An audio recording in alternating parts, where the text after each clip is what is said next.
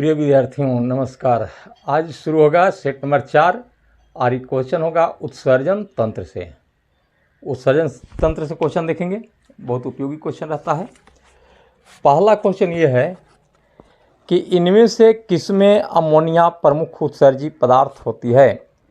पहला चॉइस है चूहा, दूसरा मुर्गी, तीसरा अलवण जलीय मछलियाँ, चौथा मच्छर। तो जो जीव अमोनिया निकालता है उसको कहा जाता है अमोनोटेलिक, और अमोनोटेलिक जीव जो हैं वह हैं मछलियाँ ना। जो पानी में जीव जंतु रहते हैं वो प्रायः अमोनोटेलिक होते हैं जो अमोनिया निकालते हैं। तो आंसर हो जाएगा डी, अमोनिया। जो जीव अमोनिया निकालता है उसको कहते हैं अमोनोटेलिक। अमोनोटेलिक।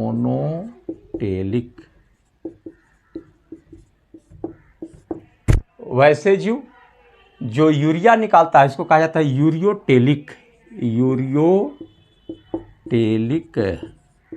यूरियोटेलिक में हो जाएगा स्तनधारी। स्तनधारी का मतलब होता है मनुष्य, गाय, बैल, भैंस, बकरी जिसका बाहरी कान हो वो हो गया स्तनधारी। एक होता है यूरिकोटेलिक।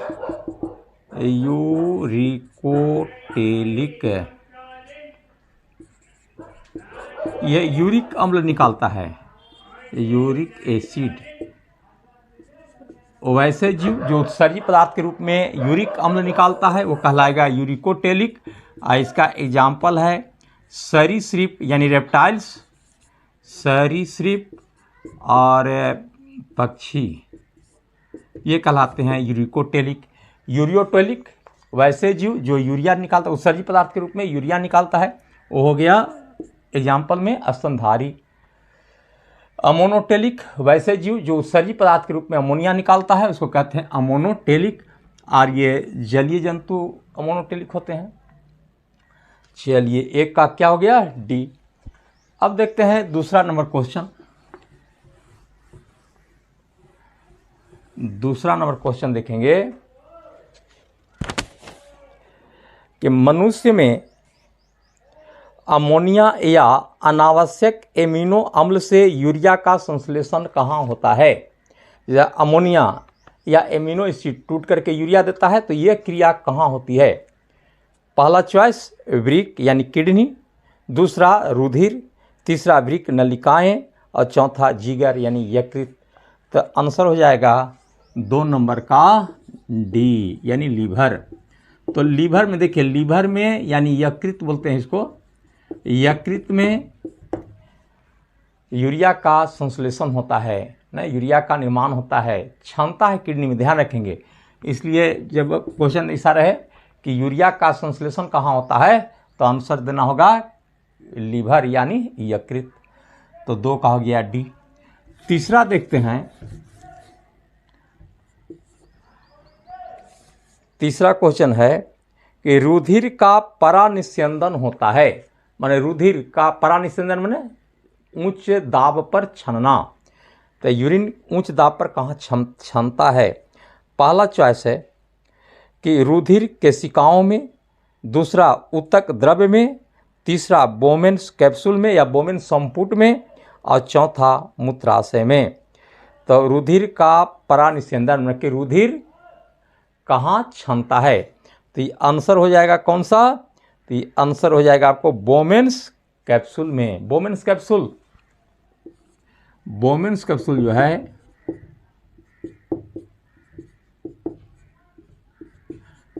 ये नेफ्रॉन में पाया जाता है, नेफ्रॉन में। और नेफ्रॉन यूनिट है किडनी का, वृक्क का, किडनी का यूनिट नेफ्रॉन है, वृक्क का यूनिट नेफ्रॉन। तो ये आंसर हो जाएगा सी नंबर। आंसर हो गया सी, 3 का हो गया सी। अब देखिए 4 नंबर क्वेश्चन। क्वेश्चन नंबर 4 में देखिए, अधिकांश जलीय जंतु एमोनोटेलिक होते हैं क्योंकि अभी देख रहे थे क्वेश्चन कि जलीय जंतु प्रायः अमोनोटेलिक होते हैं, यानी कि अमोनिया निकालते हैं। अब है इस क्वेश्चन में कि अधिकांश जलीय जंतु अमोनोटेलिक क्यों होते हैं। तो पहला चॉइस है कि ये अन्य उत्सर्जी पदार्थ का संश्लेषण नहीं करते हैं। दूसरा, इन्हें प्रकाश कम मिलता है। तीसरा, कि जल में नाइट्रोजन कम होती है। और चौथा, अमोनिया के उत्सर्जन में जल की काफ़ी मात्रा की आवश्यकता होती है जो इन्हें उपलब्ध होता है। यानी अमोनिया के उत्सर्जन में जल ज़्यादा मात्रा में चाहिए, और जल ज़्यादा मात्रा में चाहिए इसका मतलब कि जलीय जंतु में ही यह संभव है। लिए आंसर कौन सा हो जाएगा? डी, 4 का हो गया डी। बहुत बढ़िया बढ़िया क्वेश्चन है, और ये BPSC TRE, Bihar SSC, technician loco pilot में भी उपयोगी होगा ये क्वेश्चन। तो 4 नंबर अभी देखे। अब आगे देखते हैं 5वां नंबर क्वेश्चन। 5 में क्या है कि पक्षी यूरिकोटेलिक होते हैं। जैसे अभी दिखाए थे कि पक्षी और सरीसृप यूरिकोटेलिक होते हैं, मतलब कि उत्सर्जी पदार्थ के रूप में यूरिक अम्ल निकालते हैं। अब क्वेश्चन का चॉइस देखिए। पहला है कि शरीर का भार कम रहे। दूसरा, जल की क्षति न हो। सी में शरीर ताप न घटे। और उपयुक्त में से कोई नहीं। तो पक्षी यूरिकोटेलिक होते हैं ताकि शरीर का भार कम रहे, जल की क्षति न हो, शरीर ताप न घटे, और उपयुक्त में कोई नहीं। तो कौन सा आंसर हो जाएगा कि यूरिक अम्ल जब निकलेगा तो इससे शरीर का भार कम हो जाएगा, यानी आंसर हो जाएगा ए। आंसर ए हुआ। 5 नंबर हो गया। अब 6 नंबर में, 6 में देखिए। 6 में है कि ग्लोमेरुलर निस्यंदन रुधिर प्लाज्मा जैसा होता है, लेकिन इसमें नहीं होते हैं। मतलब जो रक्त छनता है किडनी में, और छनने के बाद जो फिल्ट्रेट नीचे आता है, तो उसमें कौन सा पदार्थ नहीं होता है। पहला चॉइस लाल रुधिराणु, जिसको आरबीसी कहते हैं। दूसरा, श्वेत रुधिराणु, मतलब डब्ल्यूबीसी। तीसरा, रुधिर प्रोटीन, माने ब्लड प्रोटीन्स। चौथा, सभी। तो जो पदार्थ छन करके आता है उसमें रक्त नहीं होता है या ब्लड प्रोटीन नहीं होता है। तो आंसर हो जाएगा इसका डी। 6 नंबर का हो गया डी। 6 क्वेश्चन देखे। अगला देखते हैं 7वां नंबर क्वेश्चन। 7 में है कि मनुष्य के वृक्कों की संरचना एवं क्रियात्मक इकाई होती है। माने किडनी की इकाई क्या है।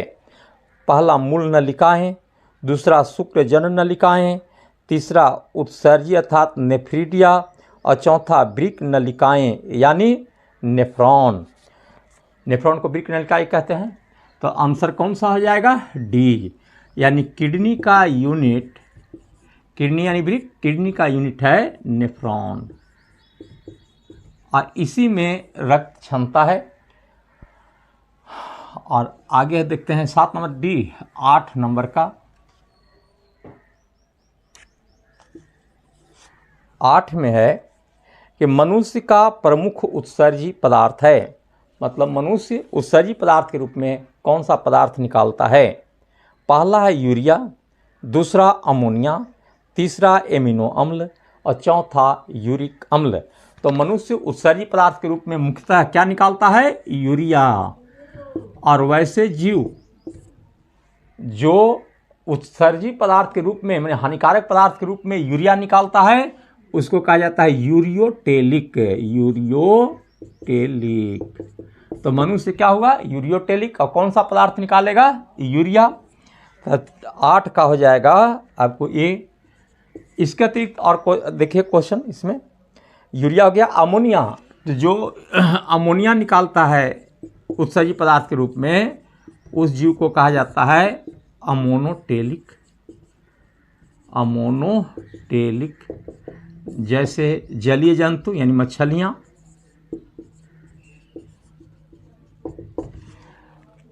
तीसरा चॉइस था एमिनो अम्ल। तो एमिनो अम्ल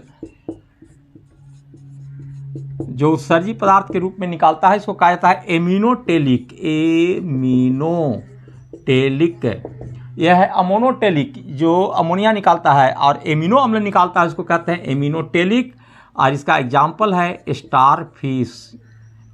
स्टार फिश को तारा मछली कहते हैं हिंदी में, तारा मछली जो एकाइनोडर्मेटा संघ का जंतु है।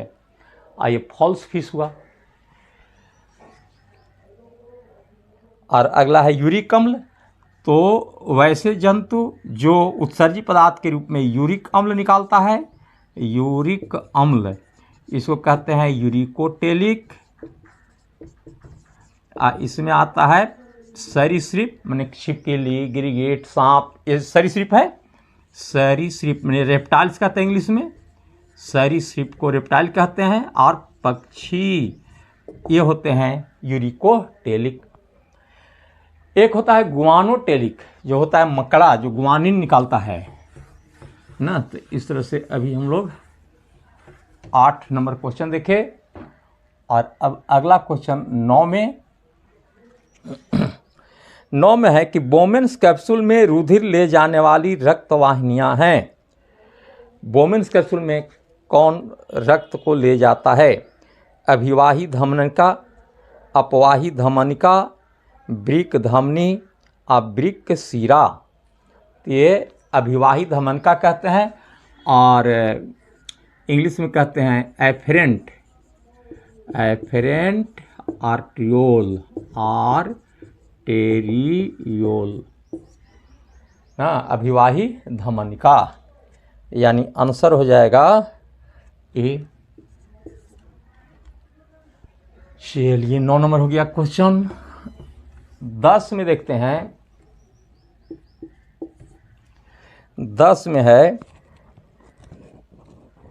कि रुधिर में एडीएच हार्मोन की कमी हो जाए तब क्या होगा कि रुधिर मूत्र की मात्रा बढ़ जाती है, मूत्र की मात्रा घट जाती है, मूत्र का पीएच 4.8 से 8.4 हो जाता है, यूरोक्रोम का स्रवण बढ़ जाता है। तो जान लीजिए कि एडीएच क्या है। एडीएच कहते हैं anti diuretic hormone, anti diuretic hormone ADH को। और यह जल संतुलन में सहायक होता है। किडनी में जल के संतुलन में, जल का संतुलन में सहायक होता है। अगर एडीएच की मात्रा कम जाए तो क्या होगा? मूत्र में पानी की मात्रा बढ़ेगा। तो इसका मतलब ये हुआ कि मूत्र की मात्रा बढ़ जाएगी, यानी ए नंबर। तो 10 का हो गया ए। 10 क्वेश्चन देखे।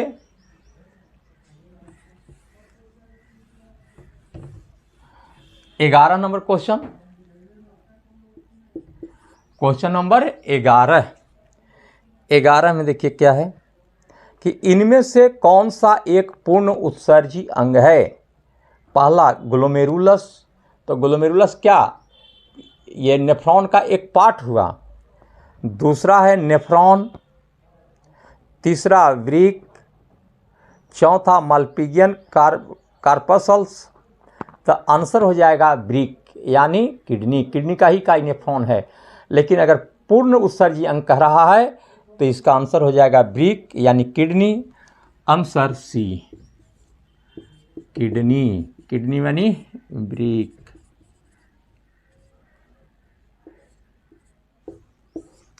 11 नंबर क्वेश्चन हुआ। अब देखते हैं क्वेश्चन नंबर 12। Question number 12।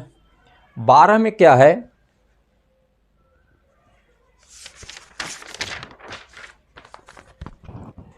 कि जल आवश्यक लवणों तथा अन्य लाभदायक पदार्थों का पुनर्शोषण मुख्यतः होता है। मतलब ये फिल्ट्रेट में जो छन करके पदार्थ आया है नेफ्रॉन में, तो उसमें कुछ लाभदायक पदार्थ हैं। तो लाभदायक पदार्थ कहाँ अवशोषित होते हैं?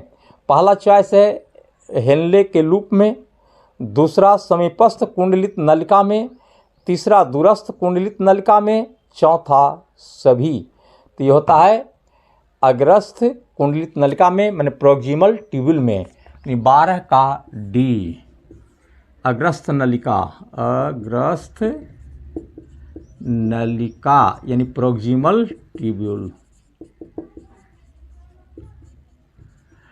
इसी में आवश्यक पदार्थ जो है जैसे ग्लूकोज है, जल है या खनिज लवण है, इसी अग्रस्थ नलिका में अवशोषित होता है। तो 12 का हो गया डी। 13 नंबर, 13 में है कि हेनले के लूप में इनमें से किसका पुनर्अवशोषण होता है, मैंने लूप ऑफ हेनले में कौन सा पदार्थ अवशोषित होता है। पहला चॉइस है जल तथा NaCl, दूसरा ग्लूकोज, तीसरा पोटासियम, चौथा यूरिया तथा NaCl। तो इसमें अवशोषित होता है जल और इसके साथ NaCl। लूप ऑफ हेनले कहते हैं इसी रचना को, ये नेफ्रॉन का चित्र है। यू आकार के जो नली है इसी का नाम है लूप ऑफ हेनले। यहाँ जल और NaCl का अवशोषण होता है। इसका नाम है बोमेन्स कैप्सूल, बोमेन्स कैप्सूल। इसी में रहता है ग्लोमेरुलस, इसमें रक्त क्षमता है। तो 13 का कौन सा आंसर ए हो गया। 14 नंबर, 14 में हो जाएगा कि यूरिया किसके विघटन के उत्पाद हैं।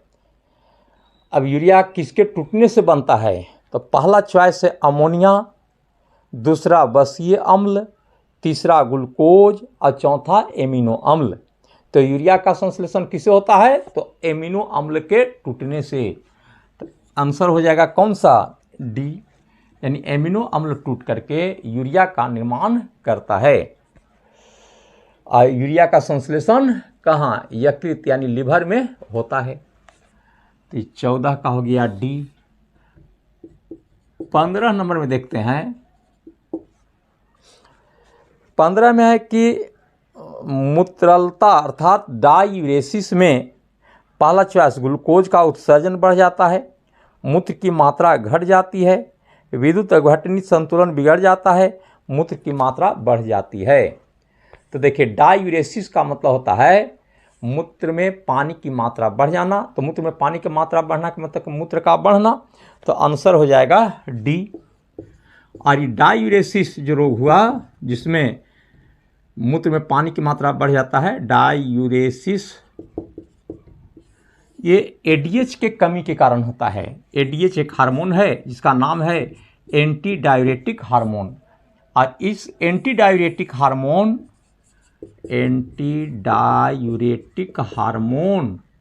की कमी के कारण जल का अवशोषण नहीं हो पाता है, अतः मूत्र में जल की मात्रा बढ़ जाता है।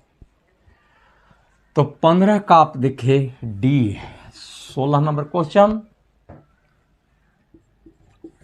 16 में क्या है कि शरीर से लवण तथा जल का उत्सर्जन करने वाले अंग हैं। शरीर से लवण तथा जल का उत्सर्जन करने वाले अंग हैं, पहला फेफड़ा, दूसरा यकृत, तीसरा हृदय और चौथा वृक्क। तो शरीर से लवण तथा जल का उत्सर्जन करने वाला कौन है, वृक्क यानी किडनी। 16 का आंसर हो जाएगा डी। खनिज लवण का अवशोषण, जल का अवशोषण किडनी में होता है और आवश्यकता से ज़्यादा रहता है तो मूत्र के द्वारा बाहर निकल जाता है। तो ये डी नंबर हो गया 16 का। 17 नंबर में है, 17 में कि सबसे अधिक विषैला उत्सर्जी पदार्थ होता है।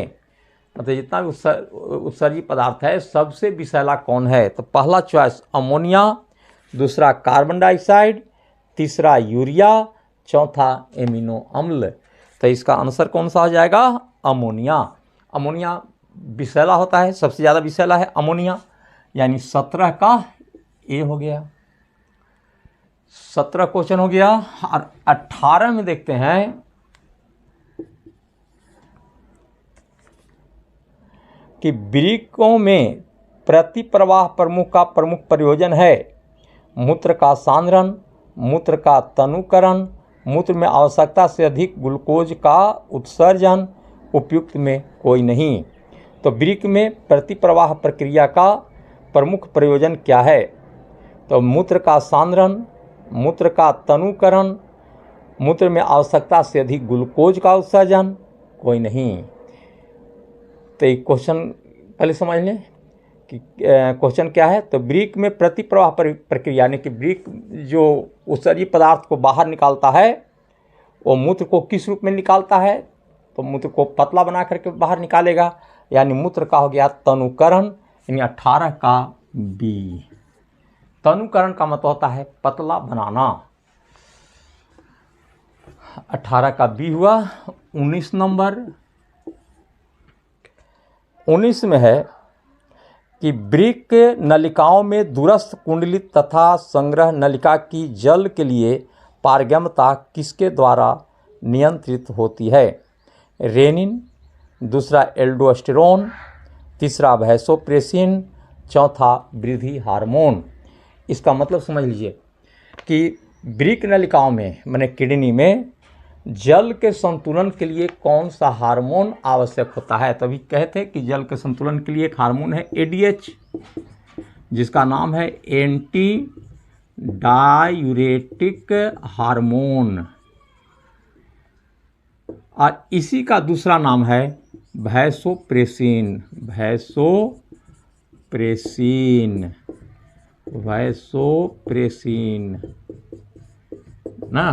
तो वैसोप्रेसिन एडीएच ये जल को किडनी में संतुलित करता है। तो आंसर हो जाएगा सी। 19 का हो गया सी। और लास्ट क्वेश्चन 20 नंबर 20 में है 20 में है कि अमोनिया से यूरिया का संश्लेषण कहाँ होता है? माने अमोनिया से यूरिया कहाँ बनता है? पहला वृक्क में, दूसरा रुधिर में, तीसरा वृक्क नलिकाओं में, और चौथा यकृत में। कहे कि यूरिया का फॉर्मेशन, यूरिया का निर्माण या यूरिया का सिंथेसिस कहाँ होता है? यूरिया का संश्लेषण या निर्माण कहाँ होता है? तो यकृत में यानी लीवर में। तो 20 का हो गया डी, यानी यकृत, इसको कहते हैं लीवर। तो इस तरह से अभी हम लोग उत्सर्जन तंत्र का क्वेश्चन देख रहे थे, और अगले क्लास में प्रमुख सेट लेकर के आएंगे। धन्यवाद।